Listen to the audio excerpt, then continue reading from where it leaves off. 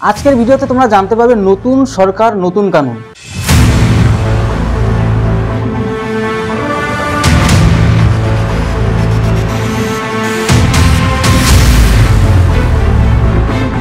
আমি এটাই বলবো যে তোমরা প্রথম থেকে শেষ পর্যন্ত অবশ্যই ভিডিওটা দেখো, তোমাদের প্রত্যেকের জীবনে কিন্তু কাজে লাগবে। কারণ আমরা যদি সঠিকভাবে কানুনগুলো না জানি তাহলে আমরা এর প্রয়োগ কি করে করতে পারবো সেটাই জানতে পারবো না। এবছরে 3টে বড় বড় কানুন তৈরি হয়েছে, মানে বলতে পারো বড় 3টে আইন তৈরি হয়েছে। সেই 3টে আইন সম্বন্ধে তোমাদেরকে সম্পূর্ণ বিষয় নিয়ে আলোচনা করবো, যাতে তোমরা স্পষ্টভাবে জিনিসগুলোকে বুঝতে পারো এবং আমাদের প্রত্যেকের জীবনে যেন আমরা কাজে লাগাতে পারি। যেমন এফআইআর এখন থেকে কিভাবে করতে পারবে, রেফ করলে কেমন সাজা, আগের থেকে কি পরিমাণে সাজা হবে, এবং বর্তমানে অনলাইন সিস্টেম, অনলাইনের মাধ্যমে তুমি কি করে কেস করতে পারবে, এবং গ্যাংরেপ করলে কেমন সাজা, টোটাল বিষয়ে আরও অনেক কিছু আছে। সমস্ত বিষয় নিয়ে আলোচনা করব, তোমরা সব বিষয় এই ভিডিও থেকে জানতে পারবে এক এক করে। তাই তোমাদেরকে বলছি অবশ্যই প্রথম থেকে শেষ পর্যন্ত খুব ভালো করে দেখো ভিডিওটি। তাহলে চলো শুরু করা যাক। যেমনটা তোমাদেরকে বললাম, নতুন সরকার নতুন কানুন। কোথায় কোথায় এফআইআর করতে পারবে এখন থেকে, মানে আগে যেভাবে এফআইআরগুলো হতো, এফআইআর যেমনটাভাবে করতে হতো, কিন্তু বর্তমানে কিন্তু অনেক পরিবর্তন ঘটেছে। কি করে এফআইআর করতে পারবে টোটাল বিষয়ে আলোচনা করব। এছাড়া আইনের কিন্তু প্রচুর বদল ঘটে বা পরিবর্তন ঘটেছে। আমাদের যে আগে আইন ছিল তারই কিন্তু অনেক পরিবর্তন ঘটেছে।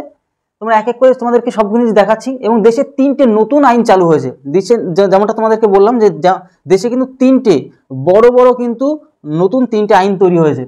এই যে আইনটা তৈরি হয়েছে বা কানুনটা তৈরি হয়েছে 2023 সালেই কিন্তু সেটা পাশ করা হয়েছিল। এবছর থেকে জুলাই মাস থেকে সেটা কিন্তু লাগু হয়েছে, কিন্তু সেটা কিন্তু আগেই পাশ করা ছিল। 2023 সালে এই বড় বড় 3টে আইন কিন্তু পাশ করা ছিল। যেমনটা দেখো, 1 জুলাই থেকে কিন্তু এটা লাগু হয়ে যাওয়ার কথা বা লাগু হয়ে গেছে, ঠিক আছে। কি সেগুলো? যেগুলো আমরা আইপিসি মানে ইন্ডিয়ান প্যানেল কোড নামে জানতাম, যেগুলো আমরা আইপিসি মানে ইন্ডিয়ান প্যানেল কোড নামে জানতাম, সেটা কি হয়েছে ভারতীয় ন্যায় সংহিতা মানে বিএনএস, সেইটা কিন্তু নামের কিন্তু পরিবর্তন হয়েছে। যেটা আমরা সিআরপিসি অর্থাৎ ক্রিমিনাল প্রসিডিওর কোড, সেটা আমরা কিন্তু সেটার নামের পরিবর্তন হয়েছে কি বিএনএস মানে ভারতীয় নাগরিক সুরক্ষিত সংহিতা। তাহলে বুঝতে পারলে যেটা ছিল সিআরপিসি ক্রিমিনাল প্রসিডিওর কোড, সেটাই পরিবর্তন হয়েছে কি বিএনএসএস মানে ভারতীয় নাগরিক সুরক্ষিত সংহিতা। এবং আরও একটা যেটা কিনা ছিল আইইএ অর্থাৎ ইন্ডিয়ান অ্যাওয়ারনেস অ্যাক্ট, সেটার বিএসএ হয়েছে নাম পরিবর্তন হয়ে ভারতীয় সংসদ অধিনিয়ম। তো এই 3টের কিন্তু নামের পরিবর্তন হয়েছে। এইবার দেখো যেটা বলার, এই 3টে কানুন কিন্তু ইংরেজদের দ্বারা কিন্তু বানানো হয়েছিল। তখন বানানো যে হয়েছিল সেটা কিন্তু পরিবর্তন করাই হয়নি।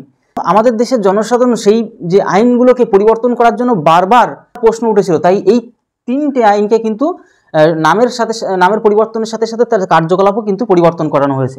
দেখো এফআইআর যেটা কিনা ফার্স্ট ইনফরমেশন রিপোর্ট করতে এবার কি কি সুবিধাটা হচ্ছে, আগে যে অসুবিধাগুলো ছিল সেটাই পরিবর্তন হয়ে কি কি সুবিধা হচ্ছে সেটা একটু জেনে নাও।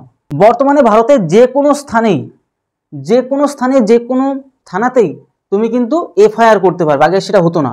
আগে তোমার আঞ্চলিক থানার মধ্যেই কিন্তু এফআইআর করতে হতো, বা যেখানে ঘটনাটা ঘটেছে সেখানে এফআইআর করতে হতো। কিন্তু এখন এমন কোনো ব্যাপার নেই। দেখা গেল সেখানে থানা তোমার এফআইআর ফার্স্টে নিল না। এবার তোমার অসুবিধা হচ্ছে, তুমি অন্য কোনো থানায় গিয়ে তুমি কি করতে পারবে, এফআইআরটা করতে পারবে। আর যখনই এফআইআর করবে সেই যে এফআইআরটা পরে ট্রান্সফার করে দেওয়া হবে, সেই যেখানে ঘটলো ঘটনাটা সেখানে কিন্তু পরে ট্রান্সফার করে দেওয়া হবে। মানে তো কোনো অসুবিধা নেই। তুমি যদি চাও ভারতবর্ষের যে কোনো জায়গায় গিয়ে এফআইআর করবে, যে কোনো থানাতে, তাহলে এখন থেকে সেখানে অবশ্যই পারবে। এবার এখন থেকে অনলাইনের মাধ্যমে কিন্তু তুমি এফআইআর করতে পারছো। এবং 2027 সালের মধ্যে সমস্ত যে কোডগুলো সব অনলাইন হয়ে যাবে। এখন সব যেহেতু অনলাইন সিস্টেম, সমস্ত কিছু অনলাইন হবে, ঠিক আছে। এবার এসএমএস এর মাধ্যমে কিন্তু তুমি এবার থেকে, আগে এটা ছিল না, আগে মানে মোবাইলের কোনো ব্যবস্থা ছিল না এরকম ব্যাপারে। এখন এসএমএস এর মাধ্যমে কিন্তু তুমি সমস্ত রিপোর্ট পাবে, মানে কেসের সমস্ত রিপোর্ট পাবে, ঠিক আছে। এবং 90 দিনের মধ্যে এখন বর্তমানে চার্জশিট তোমাকে কিন্তু চার্জশিট জমা দেওয়া হবে। এবং যদি বিপজ্জনক কোনো ঘটনা ঘটে তাহলে 180 দিনের মধ্যে কিন্তু চার্জশিট জমা পড়বে। তো আশা করি বুঝতে পারলে, মানে কেসের সমস্ত আগে যেগুলি অনেক সময় লাগতো সেগুলি কিন্তু দ্রুত করার চেষ্টা করছে সরকার। দেখো এখন থেকে 14 দিনের মধ্যে গম্ভীর বা বড় অপরাধ কিন্তু তদন্ত করা হবে। 14 দিনের মধ্যেই যত অপরাধ, যদি বড় বড় অপরাধও হয়ে থাকে না কেন, সেগুলো কিন্তু সমস্ত কিছু তদন্ত করা হবে 14 দিনের মধ্যে। মানে বুঝতেই পারছো সমস্ত কেস দ্রুত করার চেষ্টা করছে, মানে সমস্ত প্রসেস, মানে যত যে ঘটনা, যত অপরাধের ঘটনা, সমস্ত কিছু দ্রুত করার চেষ্টা করছে কিন্তু সরকার। রেপ বা ধর্ষণের ক্ষেত্রে 7 দিনের মধ্যে তদন্ত করতে হবে।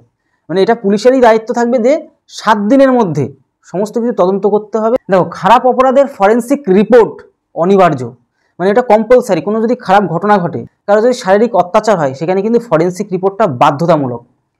যে অপরাধ 7 বছরের বেশি হবে সেটা কিন্তু গম্ভীর এবং বড় অপরাধ হিসাবে কিন্তু মানা হবে এখন থেকে। এছাড়া 45 দিনের মধ্যে ফ্যাসলা, যেটা কিনা ফলাফল, 45 দিনের মধ্যে ফলাফল কিন্তু এখন থেকে জানানো হবে। যে কারো যদি ফাঁসি দেওয়া হয় তাহলে সেটাও 45 দিনের মধ্যে জানা হবে, কারো যদি 10 বছরের জেল হয় সেটাও কিন্তু 45 দিনের মধ্যে জানাবে। তারপর গ্যাং রেপের ক্ষেত্রে 20 বছর সাজা এবং তার থেকেও 20 থেকে 30 বছর পর্যন্ত কিন্তু সাজা, যেটা কিনা আমরা কারাবাস বলি, জেল বলি, সেটা কিন্তু হতে পারে, অথবা মৃত্যু পর্যন্ত কিন্তু দিতে পারে। ঠিক আছে। মিথ্যা কথা দ্বারা বিবাহ, যদি কোনো ছলনা করে কোনো যদি মিথ্যা কথা জালে ফাঁসিয়ে যদি বিবাহ করা হয় সেক্ষেত্রে কিন্তু অবশ্যই 10 বছরে কিন্তু কারাবাস, যেটা কিনা শাস্তি কিন্তু দেওয়া হবে। নাবালিক গ্যাং রেপের ক্ষেত্রে কিন্তু মৃত্যু সাজা কিন্তু দেওয়া হবে। মব লিঞ্চিং এর ক্ষেত্রে আজীবন কারাবাস শাস্তি কিন্তু সেটা কিন্তু দেওয়া হতো, অথবা মৃত্যু দণ্ড পর্যন্ত কিন্তু দেওয়া হবে।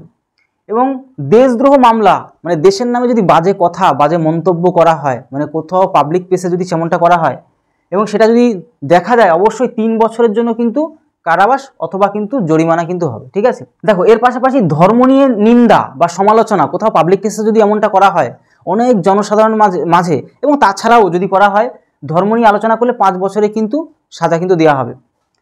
এবং গাড়িতে চাপা পড়ে মৃত্যু, দেখা গেলো তোমার ইচ্ছায় নয়, অনিচ্ছাভাবেই দেখা গেলো কোনো লোক তোমার গাড়ির নিচে এসে চাপা পড়ে মারা গেল, সেটা তুমি নিজের ইচ্ছা করে করোনি, তেমনটা না করেও তুমি যদি পালিয়ে যাও তাহলে কিন্তু সেখানে সাজা হবে, সেখানে 10 বছরে কিন্তু সাজা হবে। ঠিক আছে।